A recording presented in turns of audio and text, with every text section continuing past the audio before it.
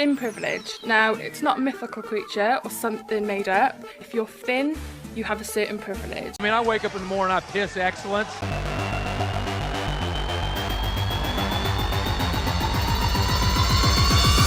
Ooh, I'm excited about this one. Every Tuesday, you good people are kind enough to send me stories about, well, just about anything ridiculous. And the more I think about it, the more I think that some, if not all, are a G-up. You know, a prank, an insult to modern day intelligence. I mean, listen to these lefty headlines. 6-year-olds forced to write gay love letters to teach accepting diversity. Seriously, 6-year-olds. I'll get to that in a moment. Or abortionist. Nobody likes black babies. What about Canadian judge rules dad can't stop 14-year-old daughter from transitioning into boy? And finally, child psychiatrist.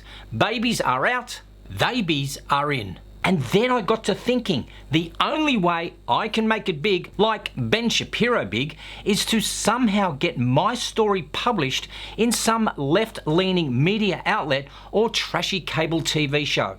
Same thing. I was playing a game of online chess with Rudy. Cheers, Rudy.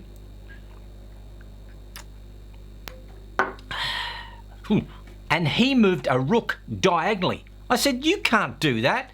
And to his credit, he said, wait for it, my rook identifies as a bishop. And if they want to move like that, see what he did there? Then they should be allowed to do so. Oh, we laughed. Well, he did. Then he said, why don't you just do a story that all chess pieces should be able to identify as whatever they wish? I said, like a black queen identifying as a white king. He said, are there any black queens? Of course there are. Like, did you know some historical documents suggest that California was named after Californo, hot furnace, and Californos, meaning lime and furnace. And then there is this growing interest in another possibly true story about the state's origin, that California was named after a black queen by the name of Queen Khalifa. He said, apart from that, are there any other black queens? I felt like I was in a Monty Python skit.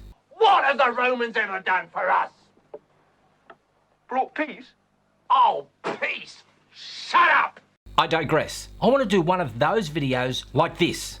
Thin privilege. Now, it's not a mythical creature or something made up. If you're thin, you have a certain privilege. So everyday tasks that a thinner person can take for granted. They can leave a plus-size person like myself feel full of anxiety, burden and upset and feelings that they don't belong and don't deserve a place in the earth. I am thinking that I have to be all serious about it, do a whole 10 minutes on the topic titled Australian YouTuber wants the game of chess to self-identify, and then have some of you good people send a link to BuzzFeed, The Young Turks, CNN or The View, and we'll watch them pick up the story thinking how progressive I am, and then they will want to invite me on their respective shows. Then Tucker Carlson can tear me apart. No? Are you up for the challenge? Here's what we need to do. Come here. Closer. I need you to comment in the section below how we can make this story believable. The game of chess to self-identify. I will collate as much of the information as possible, change the background to some weird lefty montage, and deliver the story that will look and feel right. Left. But here's the kicker. Let's say this story in next week's video is only viewed by you. You will be in on the gag, waiting breathlessly for next week's left-leaning video. Then those who aren't in on the G-up, who miss out on this video, may only come across next Tuesday's video with me being all libtard and politically correct. The best part is I won't be trolled. I'll have thousands of thumbs up and there'll be lots of backslapping going on. But people, use some of that wit that I see a lot of you have. Stay focused and keep to the topic. The game of chess to self-identify. Give me a good argument to put forward. In fact, it doesn't have to be good what I'm talking about. Make it as ridiculous as possible. Are you in? Raise your glass or even your imaginary glass and cheers to that. Deal? Anywho, what's going on, England? What is happening in your primary schools? Because a primary school in England makes children as young as 6 write love letters, inserting themselves into a homosexual fairy tale. Check this out. You're Prince Henry. You're going to tell Thomas White it's a brilliant idea for him to marry you. Lucas, bring your way over here. That's right before you write it down. Think about our ideas on the board. You can see when what.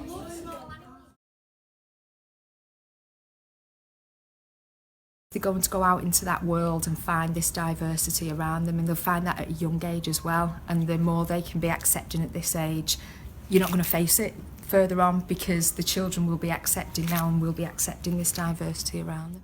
The more they can be accepting at this age, you're not going to face it further on, because the children will be accepting now and will be accepting this diversity around them. Hands up all those people who are my ilk, born in the 50s, the 60s or the 70s. Because since we were in primary school, mental illness is up.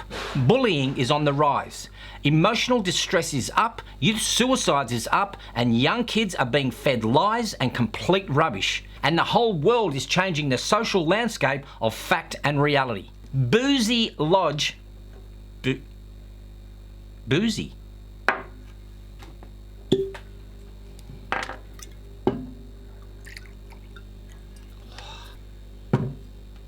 Boozy Lodge appears to pride itself for pushing the envelope in promoting homosexuality and gender fluidity to young children. It has a gender-neutral uniform, and its website declares that any form of homophobia, transphobia and biphobia is unacceptable. Seriously, even these words that contain phobia, which is an extreme or irrational fear or aversion to something. So homophobia, transphobia and biphobia do not exist.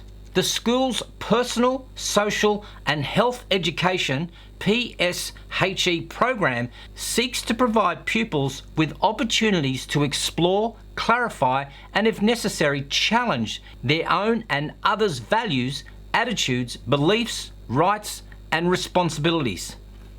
They are 6. Here's a thought.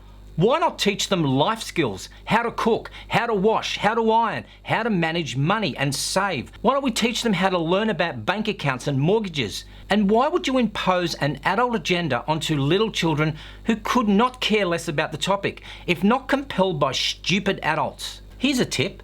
If your teenage child is not making their bed as the first task of the day, you are failing them. Oh, what would I know? Listen to Admiral William McRaven. To me, basic SEAL training was a lifetime of challenges crammed into 6 months. So here are the 10 lessons I learned from basic SEAL training that hopefully will be of value to you as you move forward in life. Every morning in SEAL training, my instructors, who at the time were all Vietnam veterans, would show up in my barracks room, and the first thing they'd do was inspect my bed.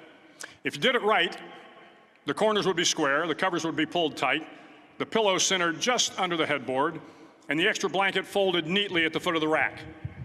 It was a simple task, mundane at best, but every morning we were required to make our bed to perfection.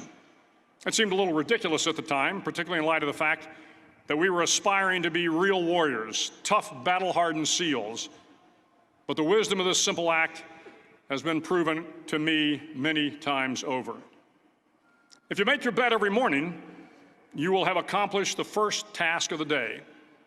It will give you a small sense of pride, and it will encourage you to do another task, and another, and another. And by the end of the day, that one task completed will have turned into many tasks completed. Making your bed will also reinforce the fact that the little things in life matter. If you can't do the little things right, you'll never be able to do the big things right. And if by chance you have a miserable day, you will come home to a bed that is made, that you made. And a made bed gives you encouragement that tomorrow will be better. So if you want to change the world, start off by making your bed. So here's my question for you. Would you rather have your child learn social and life skills or learning to write love letters to teach diversity? I would love to know your thoughts, and for those people who are asking about the drop that I drink with Rudy, it's a fine bottle of Ardbeg, which is a single malt Scotch whisky made on the small remote Scottish Isle of Islay, or Islay, Islay, Islay, Islay, Island, Islay, Island, Islay, Islay. Let's go with Islay. It is revered around the world as the peatiest, smokiest, most complex single malt of them all. Yet it does not flaunt the peat. Rather, it gives way to the natural sweetness of the malt to produce a whiskey of perfect balance. It was named World Whiskey of the Year in 2008. I have no idea what I just said. I just Googled it. That's strong. As usual, don't forget to like, subscribe, comment, delete, troll, do what you gotta do. And don't forget, our India trip is only 4 weeks away. Shake and bake. We'd love for you to sponsor us. Now go away and make your bed. I'm Gerald Pauschmann for The Point TV.